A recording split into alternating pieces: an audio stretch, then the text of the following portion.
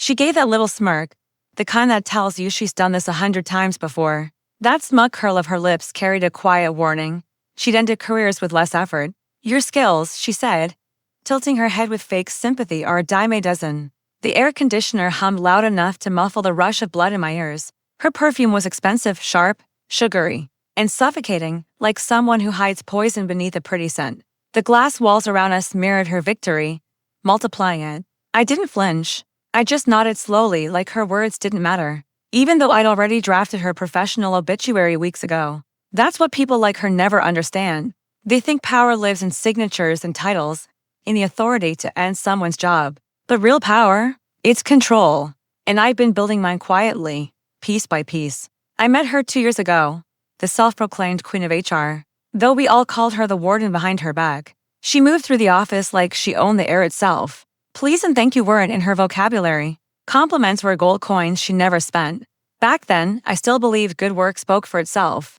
I built flawless systems, streamlined reports, predictive hiring models, tools that made her department look good, and she took credit for every single one. I didn't care. I was building something bigger, something hidden. Outside those glass walls, I was the creator of WageWatch, the most trusted salary tracking platform out there. Millions used it. HR teams relied on it. Entire companies rose or fell because of the transparency it demanded. But no one knew who was behind it. I preferred it that way. The strongest power is the kind no one sees coming.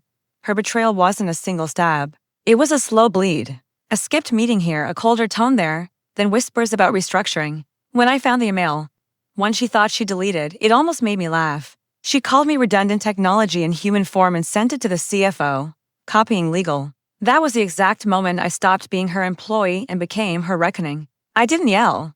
I didn't argue. I gathered proof, dates, signatures, every manipulative message dressed in fake professionalism. But more importantly, I waited. You don't just take revenge on people like her. You unravel their illusion of being untouchable. So, I waited and watched. Layoffs piled up. Complaints about underpayment started surfacing. Anonymous reviews on Glassdoor lined up like bullets in a chamber. The cracks were already there. I just pulled the thread. That night, I logged into the WageWatch admin panel, my real office. One quiet room, one lamp, a half-empty mug, and the soft hum of justice loading on my screen. Buried deep in the system was her company's data, salaries, bonuses, the ugly inconsistencies. I didn't need to edit a single line. I just blacklisted them. Within an hour, their data vanished from the network. Every HR department cross-checking salaries saw one note beside their company name, * non-compliant. Transparency removed due to unethical practices. * the news spread like wildfire across LinkedIn and industry boards. Recruiters stopped answering their emails. Candidates turned down offers. Their credibility, their oxygen, disappeared overnight. 2 days later, she called. I let the phone ring 4 times before it picked up. Her voice was tight, panicked. Did you do this? I smiled where she couldn't see me. Do what? I said lightly. Our company's been blacklisted from WageWatch, she snapped. We're losing applicants. Everyone's talking about us. Papers rustled on her end, panic filling the silence. I'm just an unemployed tech guy, remember? I said softly. Skills like mine are a dime a dozen. The line went quiet except for her shallow, shaky breathing. Then I hung up. A week later, the company announced an internal investigation into data integrity and HR misconduct. Her name was gone from the next board memo. Officially, she resigned. Unofficially, she was done. No HR firm would touch her. Every background check pulled up her company's scandal like a stain that wouldn't wash off. I didn't watch her fall.